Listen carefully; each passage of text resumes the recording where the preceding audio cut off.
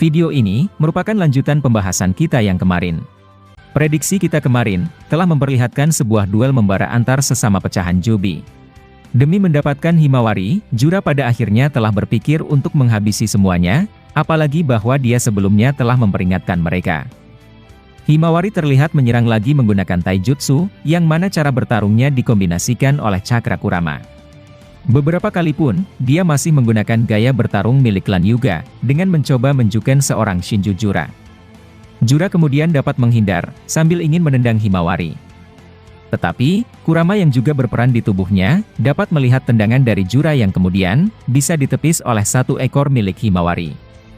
Himawari lalu berkata, "Takkan kumaafkan semua hal yang telah kau lakukan, serta kau akan mati di sini." Jura tersenyum sambil berkata, "Itu benar-benar lucu dan jangan membuatku tertawa gadis kecil." Nah, ketika tendangannya ditahan oleh ekor Himawari, Jura langsung mengeluarkan Bijudama secara dekat ke arah Himawari. Kurama dari dalam tubuh Hima, menyuruh Himawari untuk membuat tameng cakra miliknya secara besar.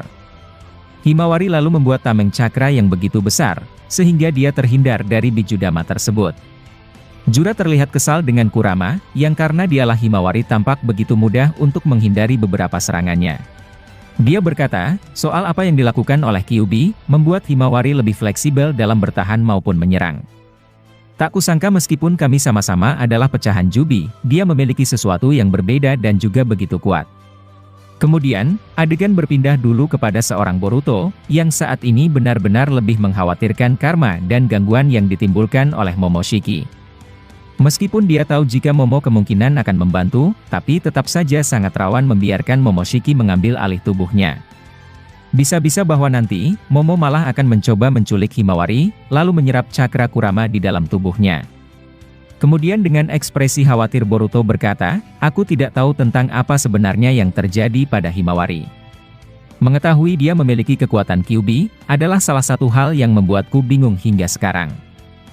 Aku juga tidak terlalu mengerti tentang kekhawatiranmu soal kaitan Hagoromo dengan Kyuubi, yang menurutku itu belum bisa kita jadikan prioritas saat ini." Momo lalu menanggapi ucapannya dengan berkata, "Aku setuju dengan itu akan tetapi, mencari beberapa jawaban tentang Dewa Otsutsuki dari dia, serta bagaimana dia memecah Jubi menjadi 9 biju, adalah hal yang penting juga." Boruto kemudian berbicara dalam hati dengan berkata, "Apa yang Momoshiki katakan memang benar. Karena mengatasi karma ini yang aktif saja, aku harus bersembunyi agar masih dalam keadaan waras untuk bisa mencegah ini aktif. Bagaimana untuk mengatasi semuanya termasuk 4 Shinju, jika semua kemungkinan tentang mereka kupinggirkan? Mungkin benar bahwa aku harus bergerak cepat dan mencoba mencari tahu tentang kelemahan para Shinju." Boruto kemudian melaporkan situasinya kepada Koji melalui kataknya, bahwa dia sedang berbicara dengan Shikamaru menggunakan Shintensin. Sementara itu adegan beralih dulu kepada seorang Sai, yang seperti tak bisa melakukan banyak hal setelah ditahan oleh Shinju Hidari. Beberapa anggota Anbunya, kemudian bergerak dengan membentuk formasi pengepungan, serta ingin membuat sistem penyegelan atau mencegah Hidari bebas.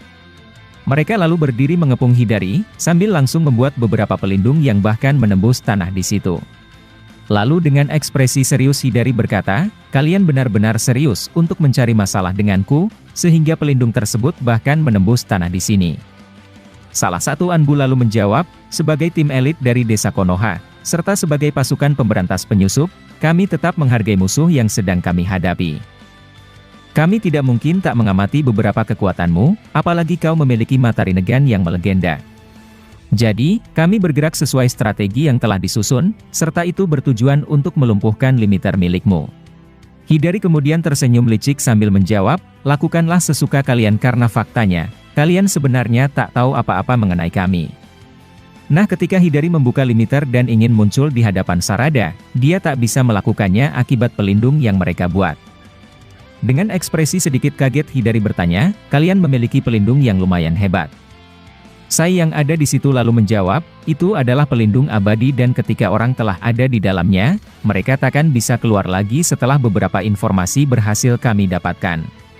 Ruang dan waktu yang kau gunakan, merupakan hal yang sama seperti yang dimiliki oleh Kode dan kami, telah mempelajari teknik tersebut selama beberapa tahun terakhir.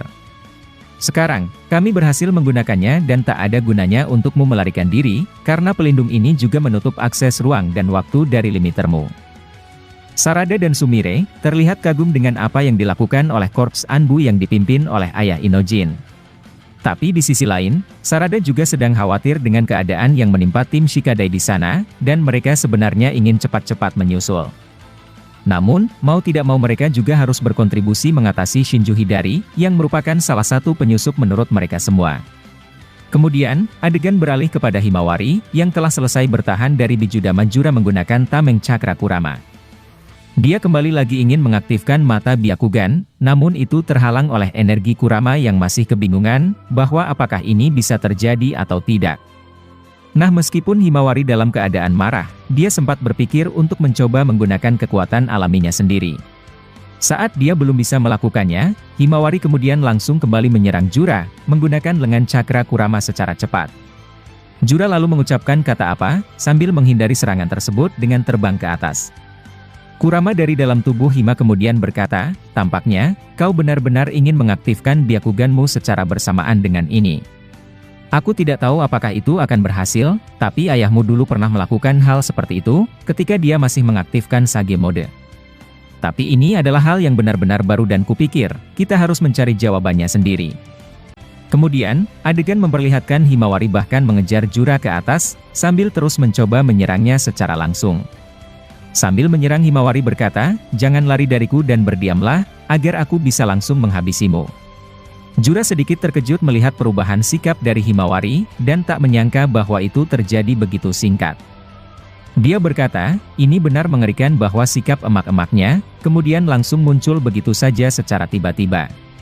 Dia tampak begitu kesal, setelah aku membunuh anak lelaki tersebut. Jura atau sikutu buku ini, lalu menangkis tendangan, dan pukulan dari Himawari, dengan begitu hati-hati karena Hima sangat agresif. Lalu kemudian, Kawaki akhirnya sampai ke tempat tim Shikadai berada dan seketika saja, dia terkejut melihat apa yang terjadi pada Inojin. Dia menghampiri Orochimaru yang sedang berusaha menyelamatkan Inojin, serta bertanya kemana Himawari dan Jura pergi. Shikadai lalu menjawab, Himawari tiba-tiba marah setelah Inojin terluka, dan dia menampilkan perubahan bentuk seperti biju. Dia lalu menyerang Jura, dan Jura kabur serta Himawari mengejarnya ke sana. Kawaki kemudian merasa aneh, dengan Himawari yang katanya memiliki perubahan bentuk seperti biju. Kawaki pun langsung pergi lagi, dan berharap dia masih menemukan Himawari dalam keadaan hidup.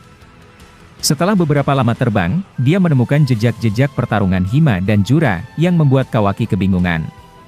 Kawaki berkata, apa sebenarnya yang terjadi di sini dan sepertinya, orang itu terlihat kerepotan sehingga banyak kekuatannya berceceran di sini.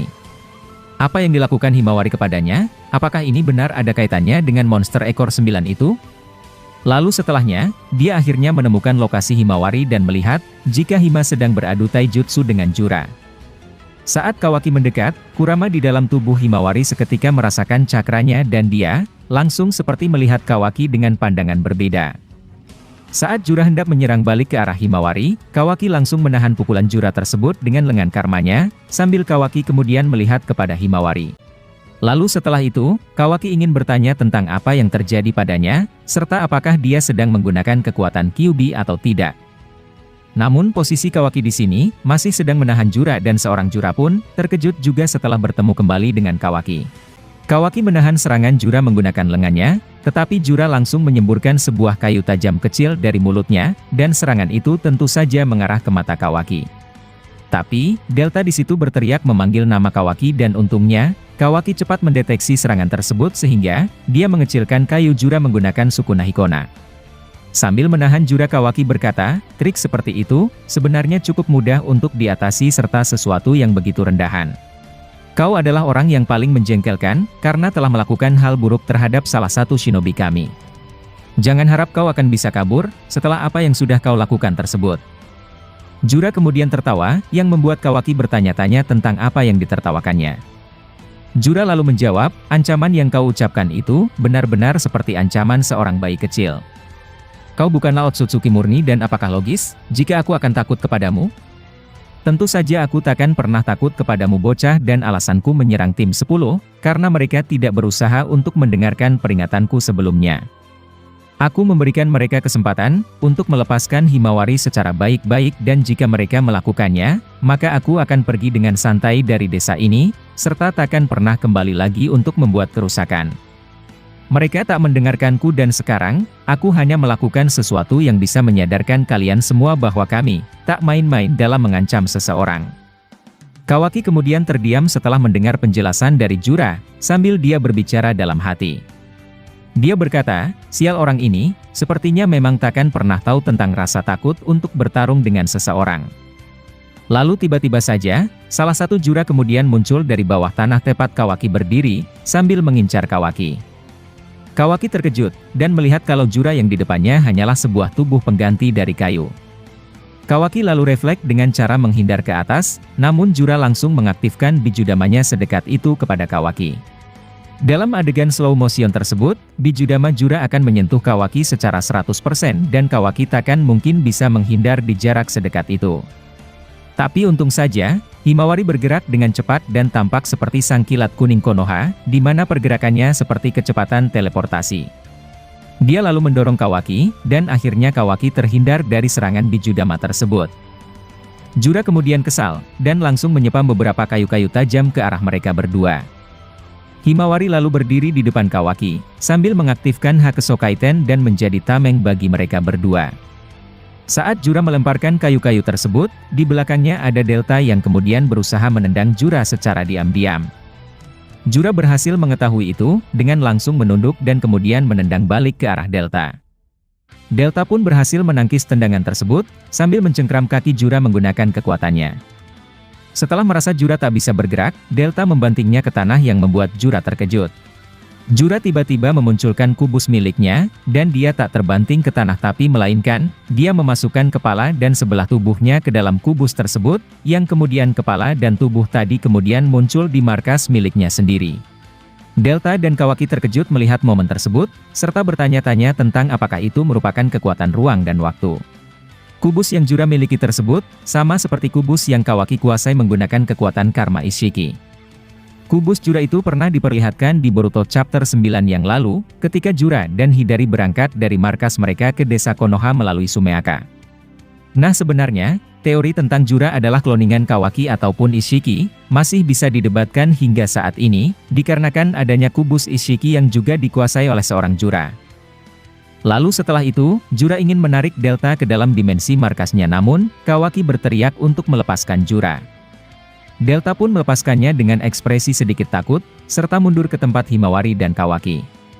Sementara itu, Himawari kemudian masuk ke alam bawah sadarnya, dan dia diperlihatkan begitu sedih atas apa yang menimpa Inojin.